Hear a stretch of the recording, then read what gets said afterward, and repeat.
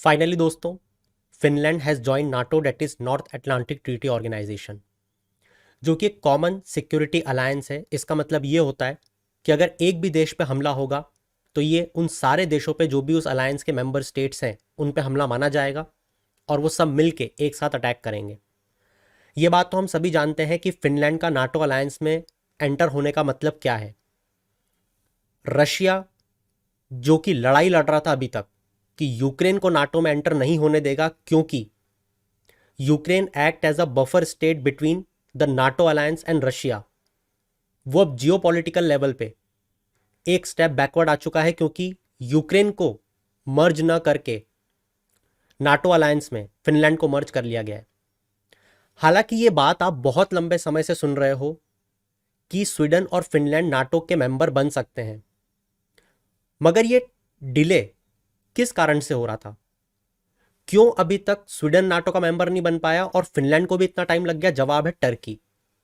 Because Turkey has openly declared that we will not allow either Sweden और Finland to enter into NATO alliance. Question ये है कि Turkey इन दोनों देशों को नाटो अलायंस में एंटर क्यों नहीं करने दे रहा था? उसका कारण है कुर्दिश पॉपुलेशन। हम लोगों ने अलग अलग समय पे कुर्दिश पॉपुलेशन की बात की है। कुर्दिश पॉपुलेशन की डिमांड यह है कि वो अपना एक अलग देश चाहते हैं।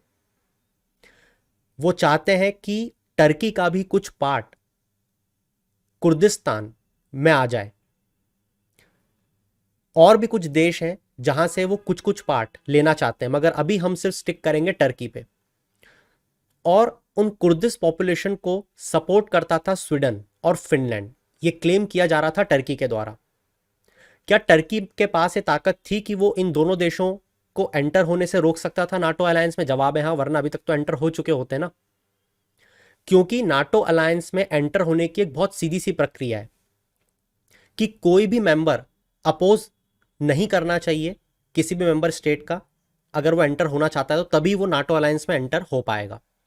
और क्योंकि टर्की अभी तक अपोजिशन में था of both Sweden and Finland, इसलिए उसने फिनलैंड को भी एंटर नहीं होने दिया। मगर अब क्या हुआ? Of course diplomatic pressure. अब इस पूरे एक्ट से जो सबसे बड़ा नुकसान हुआ है वो हुआ है रशिया को। ऐसा क्यों? क्योंकि जियोपॉलिटिकल लेवल पे उसे एक बहुत बड़ा सेटबैक मिला है। वो देश जो अभी तक यूक्रेन को नाटो अलायंस में मर्ज होने से, एंटर होने से रोक रहा था, इतनी बड़ी वॉर वेज कर रहा था, उसने फिनलैंड को खो दिया। क्योंकि फिनलैंड डायरेक्टली बॉर्डर शेयर करता है रशिया के साथ में, तो यूक्रेन को मर्ज ना करके उन्होंने फिनलैंड को मर्ज कर लिया। हालांकि एक क्वेश्चन ये भी आपके दिमाग में आ रहा होगा कि यूक्रेन ज्यादा बड़ी बॉर्डर शेयर करता है रशिया के साथ में या फिनलैंड? तो फिनलैंड यूक्रेन से तो कम बॉर्डर शेयर करता है रशिया के साथ में, मगर फिर भी it's more than 1400 kilometres. Might be I am wrong with the figures, but ये बहुत बड़ी बॉर्डर शेयर करता है, जैसा कि आप देख पा रहे हो। तो यहां पे इंपॉर्टेंट हो जाता है मैपिंग पर्सपेक्टिव से ये जान लेना कि रशिया की कौन सी बॉर्डरिंग स्टेट्स नाटो में एंटर हो चुकी है और किन किन बॉर्डरिंग स्टेट से रशिया पे अब थ्रेट पोज हो रहा है। रशिया को कैसे अब अगर इससे बाहर आना है तो उसे किस तरीके से अपनी फोर्स को डिप्लॉय करना पड़ेगा, यह आपको डिप्लोमेटिक लेवल पे जाके सोचना पड़ेगा। हम यहाँ पे एग्जाम पॉइंट ऑफ व्यू से स्टिक करेंगे मैपिंग पे और बात करेंगे स्पेसिफिकली फिनलैंड, जो कि 31st मेंबर बन चुका है ऑफ नाटो अलायंस, और हम बात करेंगे यहाँ पे नाटो अलायंस के बारे में। चलिए शुरू करते हैं। सबसे पहले मैपिंग को हम लोग डील कर लेते हैं। देखिए, ये वो मैप है which I have designed for you. It took me hours to design this, but it took you only minutes to revise through this map. तो मैं आप सबको ही रिकमेंड करूंगा कि ये मैप आप लोगों के पास अवेलेबल है, आप इनको जूम करके HD इमेजेस को देख सकते हैं, रिवीजन कर सकते हैं। तो आई वुड रिकमेंड कि बार बार रिवीजन करो, मैपिंग पे आपकी पकड़ बहुत अच्छी हो जाएगी। चलिए शुरू करते हैं। देखिए, कुछ बेसिक सी चीज़ें तो आपको पता होनी ही चाहिए, जैसे यहाँ पे रशिया अगर लोकेटेड है। अगर मैं एक क्वेश्चन आप लोगों से पूछूं तो चलो आप लोग कमेंट में जवाब देना, टोटल रशिया कितनी कंट्रीज के साथ में अपनी बॉर्डर शेयर करता है? टोटल पूछ रहा हूं मैं, क्योंकि मैं यहाँ पे आपको हर वो देश नहीं बताऊंगा जो रशिया के साथ बॉर्डर शेयर करता है, because I will stick to the topic that is NATO and Russia. जैसे मंगोलिया, चाइना, इन देशों को मैं छोड़ दूंगा, मगर आप कमेंट में नीचे बताओगे टोटल कंट्रीज और कौन कौन सी कंट्रीज है उनके नाम। अब यहाँ पे आपको कुछ बेसिक सी चीज़ें पता होनी चाहिए। जैसे अगर मैं बोल दूं कि रशिया की कौन सी माउंटेन रेंज है जो सबसे ज़्यादा फेमस है, जो रशिया के ईस्टर्न और वेस्टर्न पार्ट को डिवाइड करती है लगभग, ये आपको पता होना चाहिए। आपको पता होना चाहिए कि रशिया के नॉर्दर्न साइड में कौन सा सी आता है, राइट। आपको पता होना चाहिए नॉर्थ वेस्टर्न साइड में कौन सा सी आता है। इसके बाद शुरू होता है बॉर्डर का सिलसिला। देखो होता क्या है कि अगर मैं आपसे पूछूं कि नॉर्थ वेस्टर्न साइड में क्या सिर्फ फिनलैंड के साथ शेयर करता है रशिया बॉर्डर को, आप बोलोगे हाँ, क्योंकि धन धन धन करके हम लोग ऊपर तक पहुंच जाएंगे। और यहां पे हमसे एक छोटी सी चीज मिस हो जाएगी जो है नॉर्वे, बहुत छोटी सी, but yes it share border with the Russia. तो नॉर्वे, उसके बाद फिनलैंड, अगर आप ध्यान से देखोगे तो, ठीक है, ये नॉर्वे और फिर फिनलैंड की बॉर्डर शुरू होती है।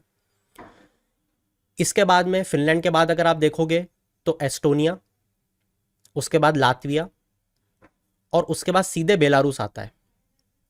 मगर जब आप पढ़ोगे तो लिथुआनिया भी दिखेगा आपको। ऐसा क्यों? यहां से एक और कॉन्सेप्ट समझ में आता है हमें कि रशिया की एक एक्सटेंडेड टेरिटरी भी है और उस एक्सटेंडेड टेरिटरी का नाम है कलिनगार्ड। ये जो मैंने यहां पे रशिया लिखा हुआ है, इस रशिया में और मेनलैंड रशिया में कोई भी कनेक्टिविटी नहीं है, इधर थ्रू एनी वाटर बॉडी और इधर थ्रू एनी लैंड रूट, कोई भी कनेक्टिविटी नहीं है। Let me again repeat it. तो यहां पे ये जो एक्सटेंडेड टेरिटरी है रशिया की, ये बॉर्डर शेयर करती है पोलैंड के साथ में और लिथुआनिया के साथ में। इसीलिए जब रशिया के साथ में बाउंड्री स्टेट्स पूछी जाती हैं तो उसमें पोलैंड और लिथुआनिया भी आता है, भले ही वो मेनलैंड के साथ में बॉर्डर शेयर नहीं करते। और ये जो कलिनगार्ड है ये आता है बाल्टिक सी में। ये वही बाल्टिक सी है जब यूक्रेन क्राइसिस में हम लोगों ने चर्चा की थी नॉर्थ स्ट्रीम के बारे में। वो नॉर्थ स्ट्रीम पाइपलाइन जो ब्रेक हुई थी वो बाल्टिक सी में ही थी। अब अगर मैं आपसे एक क्वेश्चन पूछ लूं या यूपीएससी आपसे क्वेश्चन पूछ ले कि बताओ, अगर रशिया को मेनलैंड से अपने इस एक्सटेंडेड टेरिटरी में जाना है तो वो कैसे जाएगा? तो आपको एक चीज और पता होना चाहिए कि बेलारूस जो है वहां पे पपेट बैठा हुआ है व्लादिमीर पुतिन का, जिसका नाम है लुकाशेंको। वैसे किसी पेट का नाम लगता है, राइट, बट देन टू वो पपेट है। इस कारण से रशिया मेनलैंड से वो पहले बेलारूस में जाएंगे। बेलारूस से क्या वो सीधे अपने एक्सटेंडेड टेरिटरी में जा सकते हैं? जवाब है नहीं, क्योंकि इस बेलारूस और रशिया के एक्सटेंडेड टेरिटरी के बीच में एक गैप आती है, दे आर नॉट कनेक्टेड, और उस गैप का नाम है सुवाल्की गैप। तो क्या यूपीएससी आपसे क्वेश्चन नहीं पूछ सकता that whether Russia can reach out to the extended territory Kaliningrad through Belarus? जवाब है नहीं, क्योंकि एक गैप है, Suwalki gap. That mean Russia needs help either of Poland और ऑफ लिथुआनिया। तो ये भी आपको पता होना चाहिए। इसके बाद में यूक्रेन क्राइसिस पे ऑलरेडी हम बहुत लंबी चर्चा कर चुके हैं, तो मैं आपके साथ में आज ये वापस से डिस्कशन नहीं करूंगा कि कौन सी एक रिवर है जो ईस्ट और वेस्ट में यूक्रेन को डिवाइड करती है, मोल्डोवा कहाँ आता है, ये सारी बातें हम नहीं करेंगे। We will stick to the NATO and Finland and Russia. तो ये बात थी about the bounding states of Russia. अब हम लोग थोड़ी सी चर्चा कर लेते हैं NATO, that is North Atlantic Treaty Organization के बारे में। ये एक इंटर गवर्नमेंटल मिलिट्री अलायंस है, जैसे मैंने बताया, कलेक्टिव एक अलायंस है। एक मेंबर स्टेट पे हमला होगा, सब पे हमला माना जाएगा। इसे वेस्टर्न कंट्रीज ने 1949 में सेटअप किया था to fight against Soviet Union. इसमें अभी तक तो 30 मेंबर स्टेट्स थे, मगर अब 31 मेंबर स्टेट्स हो चुके हैं। हेडक्वार्टर है ब्रुसेल्स, बेल्जियम में।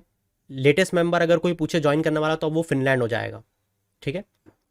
ध्यान रहे आर्टिकल 5 बात करता है कलेक्टिव डिफेंस की।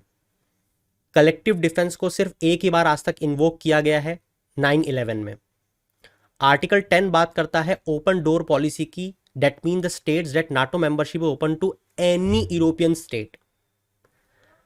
इसके बाद में यहां पे अगर आप नाटो का इवोल्यूशन देखना चाहते हो तो it is right from the 1946-49, right from the Greek civil war. Although इस चीज को हम इलेबोरेटली अपने इंटरनेशनल इश्यूज मॉड्यूल में डिस्कस कर चुके हैं, and so we will leave this, but this is the whole analysis of Finland joining the NATO. आपकी क्या राय है? रशिया को किस तरीके से अपनी फोर्स को डिप्लॉय करना पड़ेगा, रशिया पे इसका क्या इंपैक्ट पड़ेगा, कमेंट में जरूर बताइएगा। That's it from my side for this particular topic. Indian, keep shining. Have a good day. कोई भी सपना साकार करने के लिए सबसे जरूरी है सही कोच का होना। चुनिए बुद्धि IAS एकेडमी को और करें अपने UPSC MPCS का सपना साकार। Download the app now.